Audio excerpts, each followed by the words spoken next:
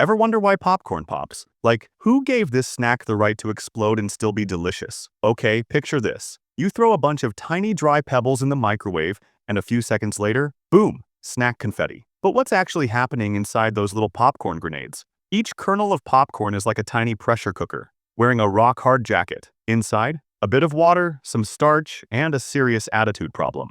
As the heat rises, the water turns into steam, but it's trapped. So pressure builds up and builds up. Like a kid holding in a sneeze during a test. You know it's going to blow. At around 180 degrees Celsius, or 356 degrees Fahrenheit if you like your science spicy, the outer shell can't take it anymore. Kapoof! The starch inside inflates like a fluffy balloon and cools into the weird cloud crunch we call popcorn. Why only popcorn? Pops, not all corn can party like this. Popcorn has the perfect combo, a super hard shell and just enough moisture to go nuclear, snack style. Try it with regular corn, you'll just get sad, hot corn. So next time you hear popcorn popping, remember, every pop is a tiny edible explosion of science, pressure, and drama. Now if only my brain could pop like that during exams. Science never tasted so good.